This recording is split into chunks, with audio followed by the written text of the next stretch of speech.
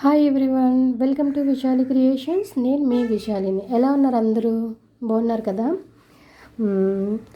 ఇప్పటి వరకు నన్ను సపోర్ట్ చేసిన సబ్స్క్రైబర్స్ అందరికీ కూడా, నా వీడియోకి లైక్ కొట్టిన వారందరికీ కూడా థ్యాంక్ యూ సో మచ్ అండి.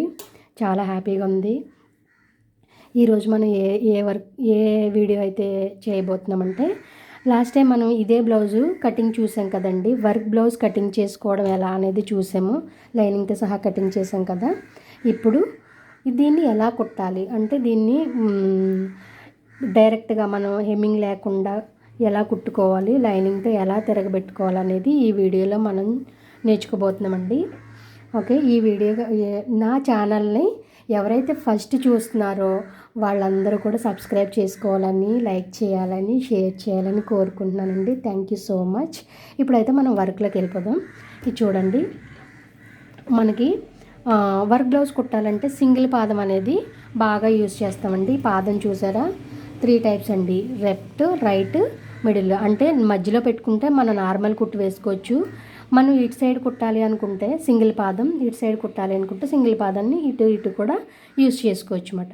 నాకు ఎక్కువ ఇటు సైడ్, లెఫ్ట్ సైడ్ అనేది బాగా అలవాటు. ఈ బల్ల ఎటువైపు అయితే ఉందో అటు సైడ్ నాకు కుట్టడం బాగా అలవాటు కాబట్టి నేను ఇటు సైడ్ పెట్టుకున్నాను. ఇది మనం విప్పేసి దీన్ని మనకి ఎటు కావాలంటే అటు పెట్టుకోవచ్చండి. చూడండి, మూవ్ అవుతుంది. ఎటువైపు కావాలంటే అటువైపు. ఈ హై స్పీడ్ మిషన్కి కొత్తగా వచ్చేవి, కొత్తగా అంటే ఉన్నాయి కానీ మా ఊరు విజయనగరం రావడం అనేది కొత్తలోనే తీసుకున్నాను. నేను దగ్గరగా 5 months 6 months అవుతుంది పాదం తీసుకుని. దీన్నే యూజ్ చేస్తాను నేనైతే. దీని మీద కూడా బాగానే కుట్టొచ్చండి అలవాటు ఉంటే.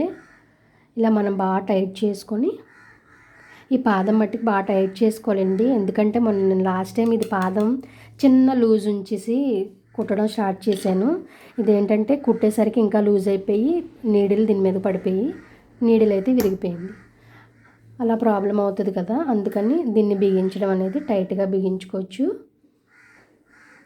టైట్గా బిగిస్తేనే మనం కుట్టడానికి ఈజీగా ఉంటుంది.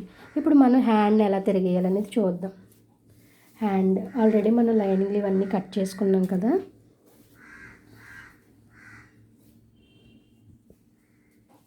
చూసారా, దీని మీదే పెట్టేసి ఇలా మనకి ఎక్కడ వరకు అయితే వర్క్ ఉందో అక్కడ వరకు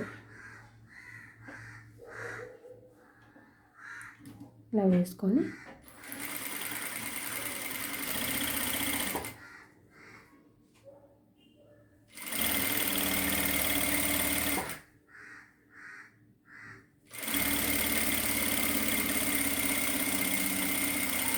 ఇలా కుట్టేసుకోవాలి. కుట్టేసిన తర్వాత మనం దీన్ని తిరగేయాలి. చూడండి, మనం ఎగ్జాక్ట్గా ఈ కుట్టున్నంత వరకునే వేసుకోవాలని లేదండి. ఇది గోల్డ్ కాబట్టి ఇందులో కలిసిపోయింది. అది ఇక్కడ వేరే కలర్ వస్తే చిన్న గ్యాప్ ఉంచి వేస్తే అది ఎలా ఉంటుందంటే పైపింగ్ వేసినట్టు ఉంటుందన్నమాట. మనం చిన్న సన్న థ్రెడ్ పైపింగ్ వేస్తాం కదా, దాంతో వేసినట్టు ఉంటుంది. చిన్న గ్యాప్ ఉంచుకోవచ్చు, ఏం ప్రాబ్లం ఏమి ఉండదు. ఓకే, ఇప్పుడు మళ్ళీ దీనిపైన పై కుట్టేస్తేనే అందంగా ఉంటుంది. లైనింగ్ కూడా మనకి లోపలికి నొక్కుతుంది అన్నమాట.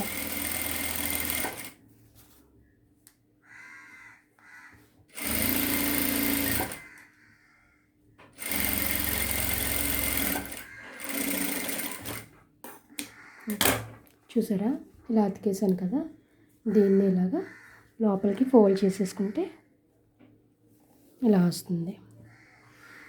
ఇక నుంచి మనం నార్మల్గా కుట్టేయడమే. అంటే లైనింగ్ ఎలా అతుకుతాం, ఈ చుట్టూ అంతా కూడా లైనింగ్ అనేది అలా అతికేసుకోవడమే.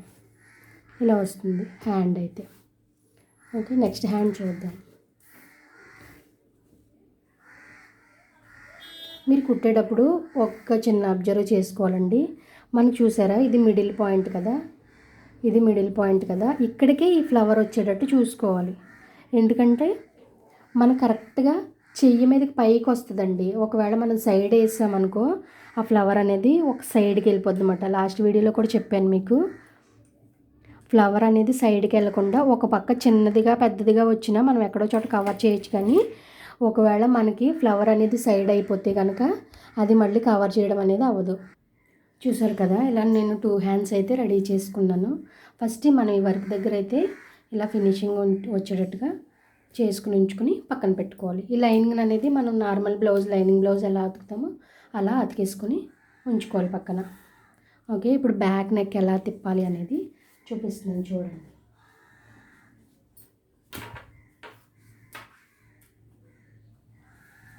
ఇది బ్యాక్ నెక్ కదా.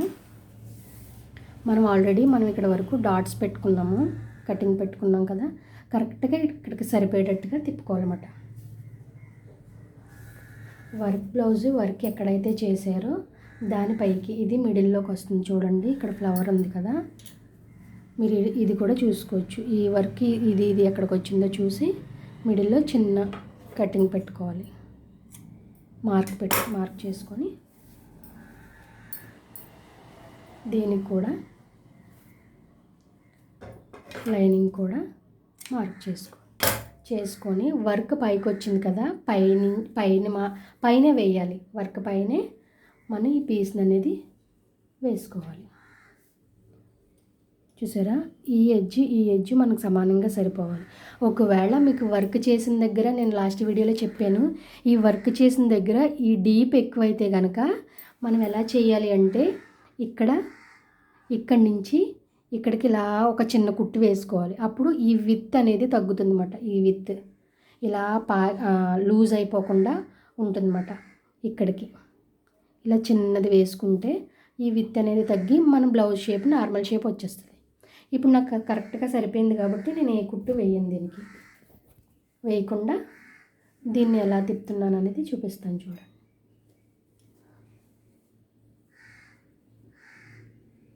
ఇలా పెట్టుకొని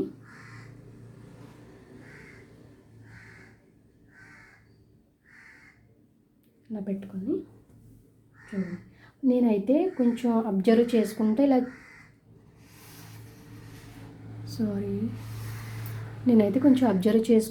ఇలా పెట్టుకుంటూ ఎక్కడ వరకు ఉంది క్లాత్ అనేది చూసుకుంటూ నేను కుట్లు వేసేస్తున్నాను. ఒకవేళ మీకు సరిగ్గా తెలియకపోతే, స్పర్శ అనేది తెలియకపోతే చూసారా, ఇటువైపు ఉంది కదా, ఇటువైపు వెనక తిప్పి ఈ బ్లౌజ్ని లైనింగ్ అది తిప్పకూడదు. లైనింగ్ ఎలా వేసామో అలానే ఉంచేసి మొత్తం రెండింటిని ఉల్టా చేయాలి. ఉల్టా చేసిన తర్వాత అప్పుడు దీని వైపు వేయాలి. ఇప్పుడు మీకోసం నేను వెనక తిప్పి వేస్తున్నాను చూడండి.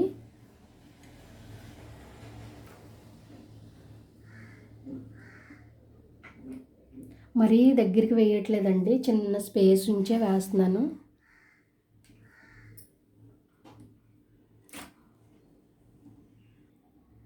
ఓకే,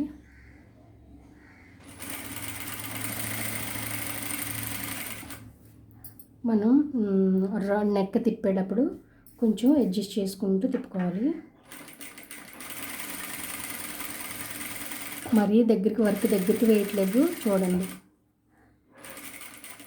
ఈ కార్నర్స్ దగ్గర అయితే చూసుకోవాలి, ఎందుకంటే ఇది స్ట్రైట్గా ఉంది, పర్లేదు, కుట్టు బాగానే వచ్చేస్తుంది. కానీ ఇక్కడికి వచ్చేసరికి పాదం అటు ఇటు అవుతుంది. చిన్నది కొంచెం నెమ్మదిగా కుడితే అక్కడికి వచ్చేసరికి మనకి అడ్జస్ట్ అయిపోద్ది.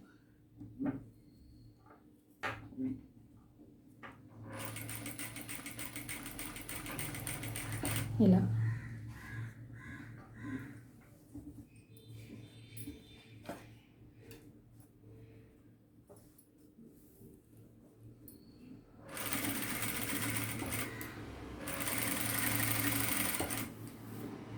అడ్జస్ట్ చేసుకుంటూ చూసారు కదా, ఇలా అయితే అతకడం అయితే అయ్యింది. ఇప్పుడు దీన్ని మనం రెండు అంటే లైనింగ్ పై ముక్క రెండు కలిపి కట్ చేసేయలేదు. చూసారా ఎలా వచ్చింది, రెండు కలిపి అంటే మరీ దగ్గరికి కాకుండా కొంచెం చిన్న గ్యాప్ ఉంచి కట్ చేయాలి.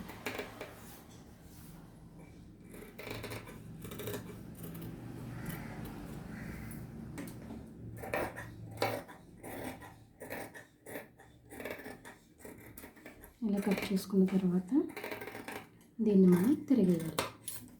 చూసారా, ఈ కార్నర్స్ తిరగడానికి చిన్న చిన్న నాట్లు లాంటివి పెట్టుకుంటే ఈజీగా వైపు వచ్చేసరికి ఉగ్గులు రాకుండా నీట్గా ఉంటుంది.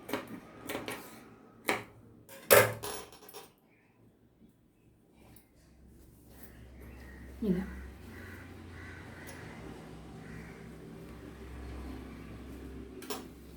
ఇలా తిరిగేసుకుంటే ఈజీగా ఉంటుంది.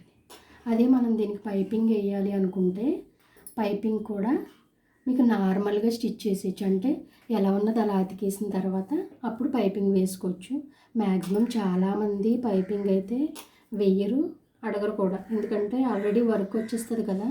ఇదంటే కంప్యూటర్ ఎంబ్రాయిడరీ కాబట్టి నార్మల్గా ఉంది. అదే మనకి మగ్గం వర్క్ అయితే ఇంకా ఇదంతా హెవీగా వస్తుంది కాబట్టి పైపింగ్ అయితే అడగరు మీకు. చూసారా ఇలా వస్తుంది నెక్. ఇప్పుడు మనం నార్మల్ లైనింగ్ బ్లౌజ్ అతుకుతాం కదా, అలాగా మొత్తం అంతా అతికేసుకోవడం. ఇప్పుడు ఫ్రంట్ నెక్ చూద్దాం. ఫ్రంట్ నెక్ వచ్చి నేను మాకు నార్మల్గా తీసాను కదా, దీనికైతే హెమ్మింగ్ చేసుకునేలా కుట్టుకుంటే ఫ్రంట్ అనేది ఫిట్నెస్ బాగుంటుంది. చాలామంది బ్లౌజెస్ ఏంటంటే సేమ్ మనం బ్యాక్ నెక్ ఎలా తిరిగేస్తాం అలా తిరిగేసేస్తారు. తిరిగేసేస్తే ఇక్కడ సపోర్టింగ్గా ఉండదు. ప్లస్ మనం బ్లౌజ్ వేసుకునేసరికి ఉక్కులు పెడతాం కదా, ఇక్కడ స్టిఫ్గా లేకపోతే ఎలా ఉంటుంది, ఇలా ఉగ్గులు వచ్చేసినట్టు ఎక్కడ పడితే అక్కడ ఉంటుంది. అదే మనకి ఇక్కడ స్టిఫ్నెస్ వచ్చిందనుకోండి, అలా ఫిట్గా బాడీకి ఫ్రంట్కి పట్టేసి ఉంటుంది కాబట్టి పెద్ద ఇబ్బంది ఉండదు, ఉగ్గులు రాకుండా ఉంటుంది అన్నమాట. అందుకని దీనికి ఎలా వేస్తామంటే మనం హెమ్మింగ్ చేసుకుంటాం కదా, అలాగే క్రాస్ ముక్క అనేది తిప్పుతాం అన్నమాట. దీన్ని నార్మల్గా అతికేయడమే. ఇలా మనం వేసుకొని దీనిపైనే లైనింగ్ పెడతాం, అంటే లోపలికే పెడతాం అన్నమాట. ఇది ఇలా పక్కన ఉంచుకుంటే ఫస్ట్ వర్క్ చేసింది చూద్దాం. వర్క్ చేసింది ఇది ఇలా వచ్చింది కదా, మనం ఆల్రెడీ చాలా ఎక్స్ట్రా తీసుకున్నాం. ఇది ఇక్కడ ఎక్స్ట్రా తీసాం కదా, అప్పుడు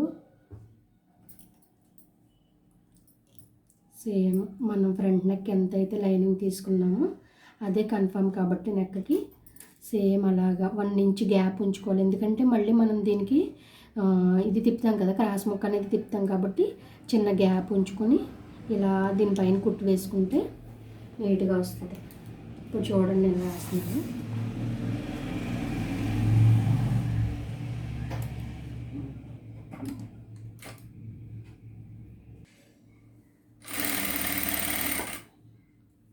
ఇలా అడ్జస్ట్ చేసుకుంటూ కుట్టాలి.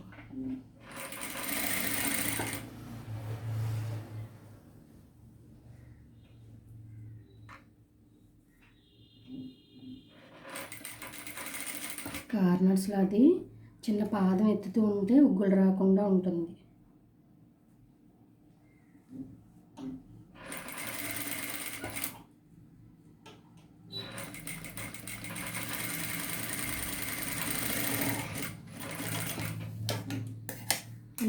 ఇలా కుట్టేసుకొని ఎక్స్ట్రా పీస్ ఏదైతే ఉందో అది కటింగ్ చేసేయాలి.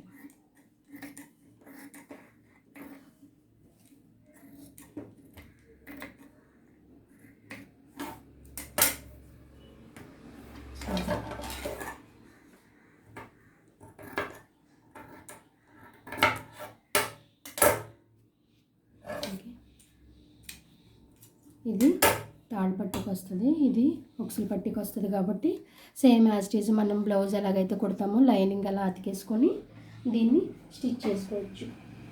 అంటే చూసారు కదా, మనం వర్క్ బ్లౌజ్ని ఈజీగా ఎలా కుట్టుకోవాలి అనేది దీని ద్వారా నేర్చుకున్నాం కదా. ఈ వీడియో కనుక మీకు నచ్చినట్లయితే లైక్ చేయండి, షేర్ చేయండి, సబ్స్క్రైబ్ చేయండి. ఇప్పుడు వరకు నాకు సపోర్ట్ చేసిన వాళ్ళందరికీ thank you so much. Thank you. ఇలాగే ఇంకా సబ్స్క్రైబర్స్ పెరగాలని కోరుకుంటున్నాను. Thank you everyone. Bye bye.